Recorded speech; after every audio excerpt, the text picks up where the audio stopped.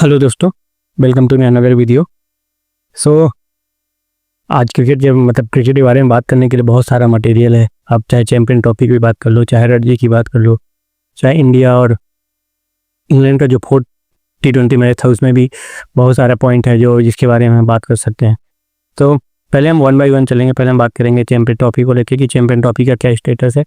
तो champion trophy अभी तक ऐसा लग रहा था कि शायद है कि पाकिस्तान खुद ही नहीं चाह रहा कि चैंपियन ट्रॉफी पाकिस्तान में हो, क्योंकि आपने देखा होगा ना तो उसने अपना स्क्वाड अनाउंस किया था और ना ही उसने टिकट बेचना स्टार्ट किया था।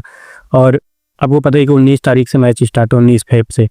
तो ये प्रॉब्लम यहाँ पे ये थी कि अगर कोई आउट ऑफ पाकिस्तान कोई आदमी आना चाह रहा है क्रिकेट देखने, तो अगर उसको आप 1 मंथ या 2 मंथ पहले टिकट नहीं देते, क्योंकि जो बड़े टूर्नामेंट होते हैं आपको पता है कि बड़े टूर्नामेंट में हमेशा ऐसा ही होता है कि टिकट 1 या 2 मंथ पहले बिकना स्टार्ट हो जाते हैं, क्योंकि उसमें ये होता है कि पहले टिकट बिकेंगे, फिर वो लोग वीज़ा लगवाएंगे, फिर बहुत सारी प्रोसेस होती है जिसके थ्रू उनको मतलब दूसरे कंट्री में जाके मैच देखना या रुकना, मतलब बहुत सारी फॉर्मेलिटी होती हैं जो शायद है कि 10 या 15 दिन में कंप्लीट नहीं की जाती अगर कोई वीआईपी पर्सन नहीं है। तो वीआईपी है तो उसके लिए ठीक है भाई, वो तो 1 दिन या 2 दिन में भी मैनेज कर सकता है। तो मुझे ऐसा लग रहा था कि शायद पाकिस्तान नहीं चाह रहा कि कोई आउट ऑफ पाकिस्तान उनके यहाँ मैच देखने आए, तो वो इसलिए वो टिकट भी अनाउंस नहीं किए थे। तो बस फाइनली वो डेडलाइन ख़त्म हो गई और पाकिस्तान ने टिकट भी अनाउंस कर दिया। शायद टिकट बिकना भी स्टार्ट हो गए हैं। एंड देन स्क्वाड भी उन्होंने अनाउंस कर दिया है। अभी ये है कि अभी जो डेडलाइन मिली थी आईसीसी की तरफ से स्टेडियम को लेके कि कब तक के स्टेडियम कंप्लीट हो जाएंगे, तो उसकी जो दो डेडलाइन मिली हुई थी। एक तो शायद है कि 18 जैन या 19 जैन के राउंड थी, जिसमें भी बीसीसीआई सेटिस्फाई नहीं थी, सॉरी आईसीसी सेटिस्फाई नहीं थी पाकिस्तान के मतलब वर्क कल्चर को लेके, क्योंकि वो वर्क कितना स्लो चल रहा था, कोई भी स्टेडियम प्रॉपर प्रिपेयर नहीं थे। तो आप इस वीडियो में देख के आप गेस कर सकते हैं कि कितने स्टेडियम बने हैं कितने नहीं।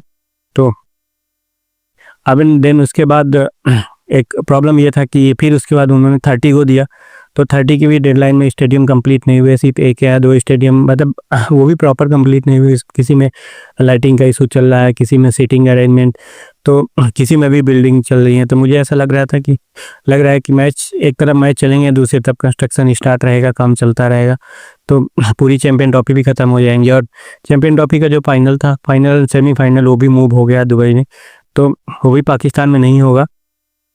तो ये भी एक मतलब बैड न्यूज़ है फॉर पाकिस्तान के लिए कि उनके यहाँ मतलब वो लोग होस्ट कर रहे हैं और फिर भी उनको फाइनल और सेमीफाइनल नहीं मिल रहे हैं। तो ये भी वहाँ को उनकी जनता और पीसीबी के लिए आप बोल सकते हो कि थोड़ा सा निराशजनक बात है। तो इसका भी मतलब अब क्या ही बोलो कि हाइब्रिड मॉडल हो गया, और हाइब्रिड सिर्फ इंडिया की वजह से हुआ क्योंकि इंडिया टीम नहीं पाकिस्तान जाना चाह रही थी। और एक सबसे बड़ा पॉइंट था कि पाकिस्तान वाले सोच रहे थे कि रोहित शर्मा आएंगे फोटो शूट के लिए, तो वो भी सेरेमनी पाकिस्तान ने कैंसिल कर दिया है कि इस बार कोई भी ओपनिंग सेरेमनी नहीं होगी, जिसकी वजह से किसी भी प्लेयर को मतलब ट्रैवल करने की ज़रूरत नहीं है कि पहले जाके पाकिस्तान या इंडिया से कोई जाके वहाँ फ़ोटो शूट करवाए। तो भी क्लियरेंस हो गया, जिसमें काफ़ी सारी बातें हो रही थी कि जो पाकिस्तान के जो मीडिया जर्नलिस्ट हैं या वहाँ के जो सीनियर क्रिकेटर हैं उनका जो था कि वो लोग बोल रहे थे कि रोहित शर्मा को आना चाहिए, फ़ोटो शूट करवाना चाहिए। तो ये सारी प्रॉब्लम्स चल रही थी कंटिन्यूस, कुछ ना कुछ इशू था, ऐसा नहीं था कि बिना इशू के थी। तो ऐसे लग रहा था कि क्या ही होगा। मुझे तो एक समय ऐसा भी हुआ कि शायद है कि चैंपियन ट्रॉफी पाकिस्तान में ना ही हो। तो बट अब उम्मीद है कि चलो ठीक है, भले ही वो पर्दे वर्दे लगा के कुछ भी पन्नी वन्नी से ढक के काम करेंगे, बट ठीक है, चैंपियन ट्रॉफी के मैच तो होंगे पाकिस्तान में ही, जो पाकिस्तान में होने चाहिए, क्योंकि इंडिया के सारे मैच तो आपको पता ही आउट ऑफ पाकिस्तान है, दुबई में होने हैं। तो सिर्फ मतलब इंडिया की मैच है, इंडिया कितना खेलेगी, 5 या 6 मैच में भी अगर फाइनल तक पहुँचती है, क्योंकि इतने मैच ही होंगे। अगर एक भी मैच इंडिया हारी तो समझ लो कि सर बड़ा मुश्किल है कि फाइनल और सेमीफाइनल में खेला कोई भी टीम है, कोई इंडिया ही नहीं, कोई पाकिस्तान।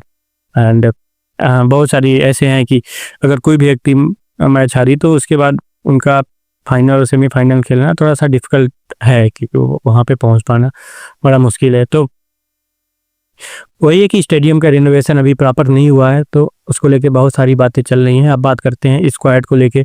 तो इसको टीम कुछ इस प्रकार है, लाइक कैप्टनसी मोहम्मद रिजवान को दी गई है, एंड देन उसके बाद बाबर आजम एंड फ़खर जमाल, जो पहले लग रहा था कि शायद स्क्वाड में नहीं रहेंगे, बट फाइनली उनका नाम आ गया क्योंकि इनके जो सैम करके हैं वो छोटे लोग हैं जिनके ओपनर थे, तो उनकी जगह फ़खर जमाल को लाया गया। देन उसके बाद कामरान गुलाम, एनसाउद शकील, तैयब ताहिर, फ़हीम अशरम, खुशदिल शाह, सलमान अली आगा को इन्होंने वाइस कैप्टन बनाया। देन उसके बाद अबरार अहमद, हारिस रऊफ, मोहम्मद हसनैन एंड नसीम शाह एंड सहीन शाह अफरीदी।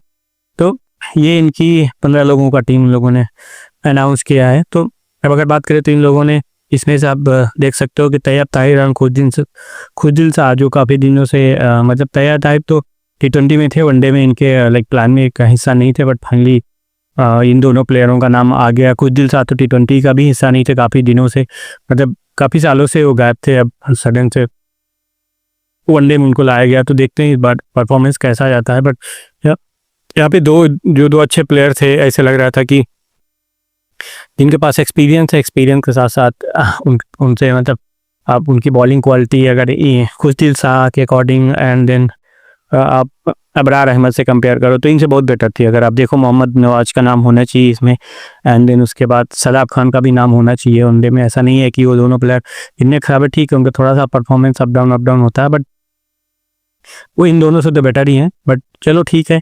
और इसमें सबसे बड़ी बात है कि इख्तियार अहमद को नहीं रखा इन लोगों ने, पता नहीं क्यों उसका नाम हटा दिया, क्योंकि वो कंटिन्यूस जब तक बाबर की कैप्टनसी थी इख्तियार अहमद आपको हमेशा T20 और वनडे में तो खेलते हुए दिखते ही थे, टेस्ट में भले ना दिखे। तो ठीक है, अब देखते हैं इनका कैसा जाता है। बट ठीक है, स्क्वाड देख के तो ऐसा लग रहा था कि बैलेंस टीम है, कुछ ऐसा मतलब कोई हाई नहीं है कि लाइक जिसको आप वो कर सको कि भाई किसी पे उंगली उठा सको। अब वो तो परफॉर्मेंस पे डिपेंड करता है कि परफॉर्मेंस कैसा जाता है। तो ये रही लाइक चैंपियन ट्रॉफी स्टेडियम और सारी बात। अब बात करते हैं रणजी को लेके कि रणजी में आप देखो, आपको पता ही था कि रणजी में सबकी नज़र विराट कोहली और KL राहुल और मतलब जितने भी सीनियर प्लेयर थे, विराट कोहली ले लो, KL राहुल ले लो, रोहित शर्मा को ले लो, शुभम गिल, यशस्वी जायसवाल से ऐसे ही ऋषभ पंत, इनको और इधर अपना रविंद्र जडेजा, तो इनको लग रहा था कि ये शायद है कि आएंगे और रणजी में खेलेंगे। तो अभी चैंपियन ट्रॉफी आने वाला और ये जितने प्लेयरों का मैंने नाम लिया ये सारे प्लेयर चैंपियन ट्रॉफी स्क्वाड में हैं। तो ऐसा लग रहा था कि क्योंकि आपने देखा होगा बहुत सारे टाइम के रोहित शर्मा भी स्ट्रगल कर रहे हैं, रन उनके बैट से नहीं आ रहे हैं। देन उसके बाद अब विराट कोहली का नाम ले लो, विराट कोहली के भी बैट से उतने रन नहीं आ रहे हैं, विराट कोहली भी प्रॉपर फंस रहे हैं कहीं ना कहीं। एंड देन उसके बाद आप शुभम गिल का अभी नाम ले, शुभम गिल ने अभी पहला खेला था, पहला भी रणजी मैच खेला था जिसमें उनके बैट पहली इनिंग में तो रन नहीं है, बट दूसरी इनिंग में लाइक सेंचुरी लगाई है। तो ठीक है, उनका आप बोल सकते हो कि उनकी तरफ से एक सर्टिफाइड पारी बोल सकते हो। बट ये कि हाँ उनको नॉमिनेट अपना ड्रॉप करना चाहिए, क्योंकि उन्होंने अभी आप देखो जो दूसरा रणजी मैच स्टार्ट हो उसमें ये प्लेयर है ही नहीं। आपने देखा पहला वाला जो भी रणजी मैच है जिसमें रोहित शर्मा, शुभम गिल, यशस्वी जायसवाल, श्रेयस अय्यर, ऋषभ पंत, ये नया मैसेज जो खेलते हुए आपको दिखे थे। देन उसके बाद दूसरा मैच हुआ, दूसरे मैच में सभी लोगों ने अपना नाम ड्रॉप कर लिया। तो यहाँ पे ऐसा लग रहा था कि BCCI ने बोला कि एक क्राइटेरिया है, आपको रणजी खेलना है तो आपने साल में एक रणजी मैच खेल लो, एंड देन उसके बाद आपने दिखा दे कि हमने आपका क्राइटेरिया फुलफिल कर लिया। उसके बाद भले कुछ भी हो, मैच हारे या जीते वो तो अलग बात है। तो अब यहाँ पे KL राहुल और विराट कोहली उसमें खेलते हुए दिखे रणजी में। तो आप विराट कोहली की बात करो तो विराट कोहली फिर से आपको स्ट्रगल करते हुए दिखे, और ज़्यादा रन विराट कोहली के बैट से नहीं है। मुझे महज लगता है कितने सिर्फ 6 रन बनाए और 6 रन पे 15 बॉल पे और बोल्ड हो गए। एंड देन ऐसा ही सेम आप देखोगे तो अगर बात करते हैं कर्नाटका की टीम से KL राहुल का, तो KL राहुल का भी परफॉर्मेंस कुछ खास नहीं है। KL राहुल पहले इनिंग में उन्होंने 26 रन बनाए, एंड देन दूसरे इनिंग में उनके बैट से महज कितने 43 रन आए। बट ये है कि हाँ कर्नाटका मैच जीत गई और दिल्ली भी मैच जीत गई, ऐसा नहीं है कि दोनों टीमें मैच हार गई हैं। तो यहाँ पे एक ये सेटिस्फाई है कि मतलब इन लोगों ने मैच इनके तरफ से मैच जीत गया। बट यही कंसर्न कि जो और इनको खेलना चाहिए, मुझे ऐसा लग रहा था कि रोहित शर्मा ये सारे एक साथ खेलेंगे, ठीक है। तो थोड़ा बहुत अगर 2-4 मैच इनको चैंपियन ट्रॉफी के पहले मिल जा रहे हैं तो अच्छी खासी प्रैक्टिस हो जाएगी। नहीं तो फिर यही होगा कि हमें प्रैक्टिस करने के मैच नहीं मिले, क्योंकि आपको पता है वार्म अप मैच तो मिलेगा नहीं, डायरेक्ट आपको मैच जाते खेलना है, ठीक है। और कोई टीम आपको ऐसा वार्म अप करने देगी नहीं, तो वहाँ पे अप डाउन करने का चांस है नहीं। अगर आपने थोड़ा सा भी अप डाउन किया तो आपके हाथ से चैंपियन ट्रॉफी चली जाएगी। तो ऐसे लग रहा था उसके पहले शायद ये लोग मतलब थोड़ा सा दिखाएंगे अपने आप को कि हाँ हम एक्टिव हैं, बट ऐसा कुछ दिखा नहीं, ऐसे लग रहा फॉर्मेलिटी हो रही है, बट ठीक है जैसा है।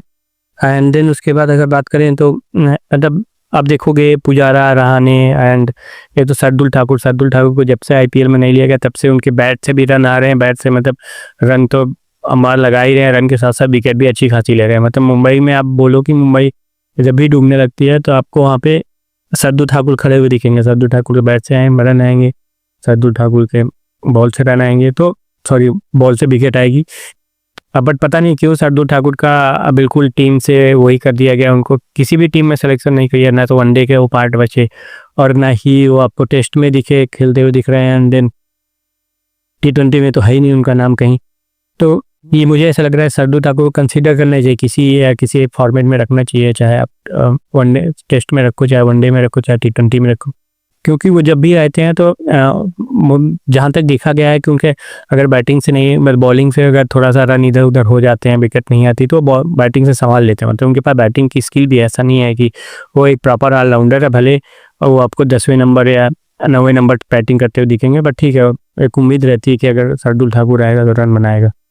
बट रणजी में वो रन बनाए जा रहे हैं, विकेट बट सेलेक्टर्स उनको कंसीडर नहीं कर रहे हैं। अब वहाँ बात करें पुजारा, रहाणे की है, आयुष बदानी, ये जो और भी कुछ प्लेयर थे जिन्होंने पता नहीं क्या था कि इस रजिस्ट्रेशन में इन सबको मतलब सब लोगों को 19 रन वाला शिकार बन गए, कोई 98, कोई 96, कोई 99, ऐसे में ही सब आउट हो गए। तो थोड़ा सा लगता है कि इनके मतलब सेंचुरी होनी चाहिए थी, बट ठीक है ये पार्ट ऑफ गेम है। बट बताने के लिए ये पर्पज़ था कि पता नहीं ऐसे लग रहा था कि कोई खुमार चल रहा है कि चारों तरफ से बस 99 और मतलब जैसे आप 90 पहुंचोगे दिन आउट हो जाओगे, तो ये थोड़ा सा बताने का रीज़न था। अब बात करते हैं इंग्लैंड टूर की। अभी इंग्लैंड आया हुआ इंडिया में और कल चौथा T20 मैच था उसका, तो फाइनली भाई तीसरा T20 में आपको पता ही हम हार ही गए थे। तो ऐसा लग रहा था कि अगर कहीं चौथा T20 मैच हम अगर हार जाएंगे तो फिर जो एक रिकॉर्ड था कि हमने अभी तक कोई भी होम सीरीज इंग्लैंड से T20 सीरीज कभी नहीं हारी, तो वो वाला डरना अब क्योंकि हमने इधर 6-7 महीने में बहुत कुछ ऐसा देख लिया कि हम जिस चीज़ से डरते हैं ना वही चीज़ हो रहा है हमारे साथ। चाहे आप उस अभी न्यूजीलैंड से हम सीरीज हारे, एंड देन उसके बाद हम श्रीलंका से सीरीज हारे, बॉर्डर रास्ता काफ़ी हारे, तो वही सारी चीज़ें देख के यहाँ पे भी एक डर सा माहौल बन गया था, क्योंकि पहला हम मैच जीते, दूसरा हम मैच जीते और तीसरा हम संजोग में मैच हार गए। तो उस मैच में हमको बहुत सारी कमियां भी दिखी कि इंडिया की, कि ऐसे लग रहा था कि ये सारी चीज़ें नहीं होना चाहिए, बट फाइनली हम चौथा मैच 15 रन से जीत गए। तो ये भी मैच हम कुछ आप देखोगे इंडिया जब बैटिंग करने आया, क्योंकि जब इंडिया ने बैटिंग करने आए स्टार्टिंग में, तो इंडिया आप देखोगे इंडिया की विकेट बड़ी जल्दी गिरी ना, तो आपको संजू सैमसन चले, फिर से वही हुआ कि संजू सैमसन फिर से फेल हो गए। संजू सैमसन के बाद आप बात करो अभिषेक शर्मा, चलो ठीक है अभिषेक शर्मा थोड़ा सा खेले, उन्होंने 19 बॉल पे 29 रन बनाए, 4 चौके और 1 छक्के की मदद से। तिलक वर्मा फ्लॉप रहे, तिलक वर्मा भी 0 पे आउट हो गया। देन उसके बाद सूर्य कुमार यादव भी 0 पे आउट हो गए। तो जहाँ स्टार्टिंग में ही आप देखोगे, स्टार्टिंग में ही अगर 2 ओवर में आपके 3 विकेट गिर जाते हैं, तो भाई वो भी सब मतलब ऐसे प्लेयर है जिसमें से चलो ठीक है संजू सैमसन नहीं चल रहे थे। संजू सैमसन अभी इन्होंने 4 मैच खेले, 4 मैच में कोई भी ऐसी इनिंग नहीं इनकी तरफ से देखने को मिली जो लगे कि ठीक है भाई आप सेटिस्फाई हो उस चीज़ को लेके। एंड देन तिलक वर्मा ने 1 मैच जिताया, तिलक वर्मा ने तीसरा मैच तिलक वर्मा ने ही हमको जो दूसरा मैच हम जीते थे तिलक वर्मा की वजह से जीते थे, 2 नंबर बड़ी एक्स्ट्रा ऑर्डिनरी इनिंग खेली थी, तो उनका चलो ठीक है 1-2 इनिंग में फेल होना बनता है। पर सूर्य कुमार यादव फिर से फेल हो गया। सूर्य कुमार यादव का तो काफ़ी दिन से इनकंसिस्टेंसी वाली प्रॉब्लम चल रही है, उनके बैट से तो रन आ ही नहीं रहे हैं।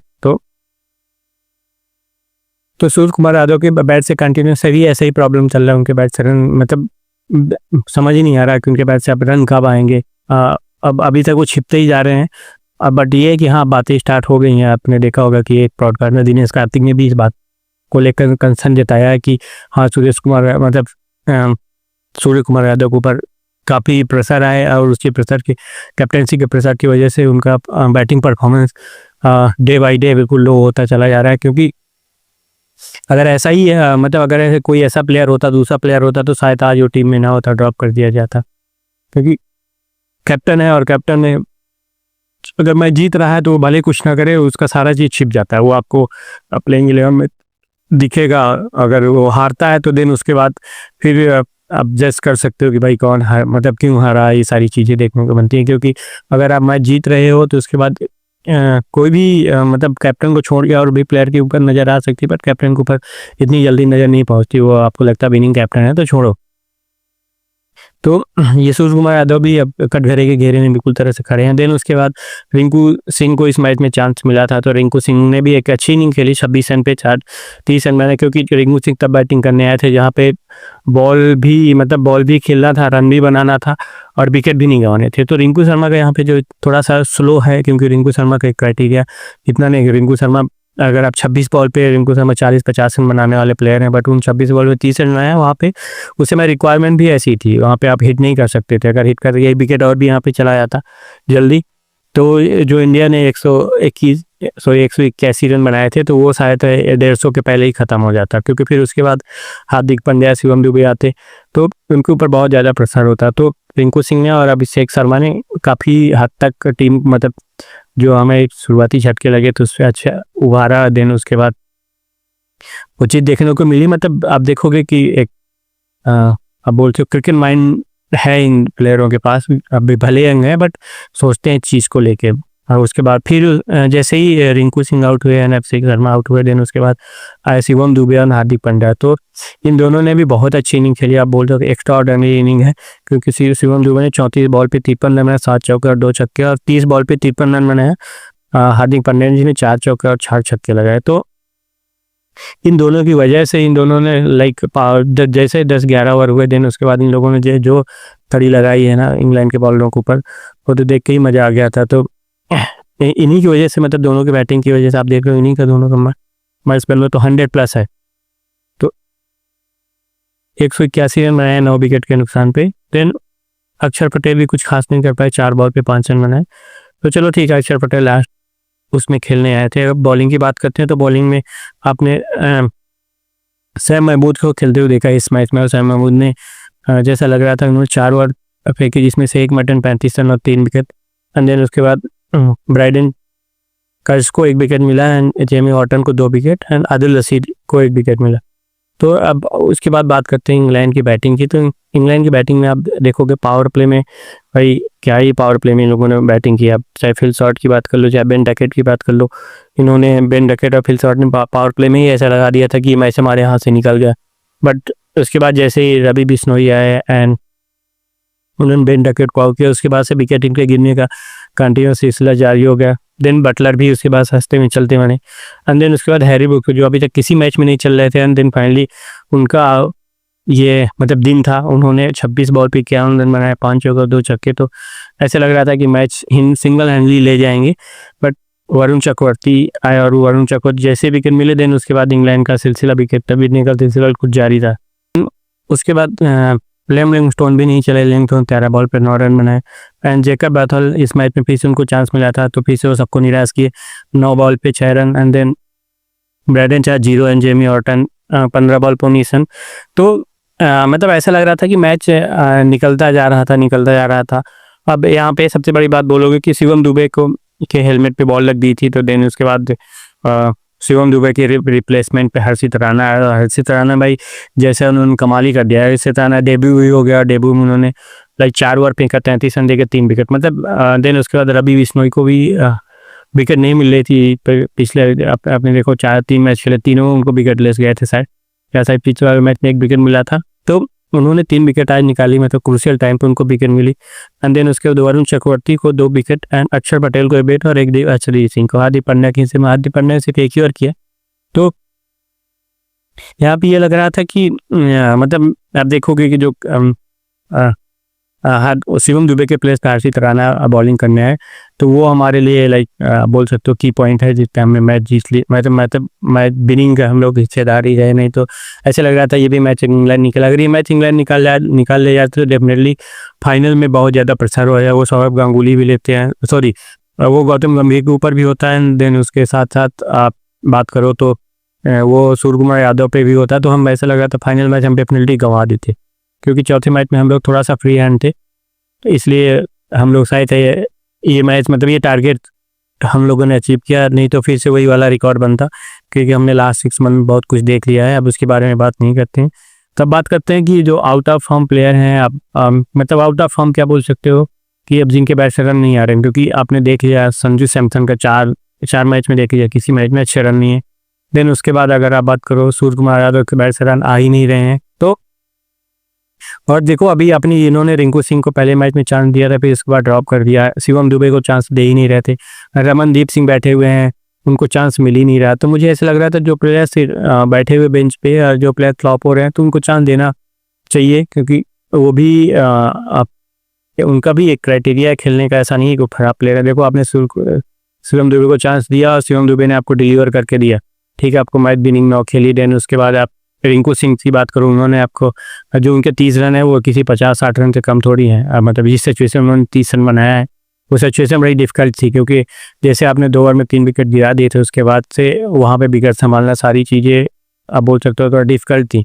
तो मेरे अकॉर्डिंग ऐसा लग रहा था कि वो भी एक आप बोल सकते हो कि विनिंग 9 के ही बराबर है।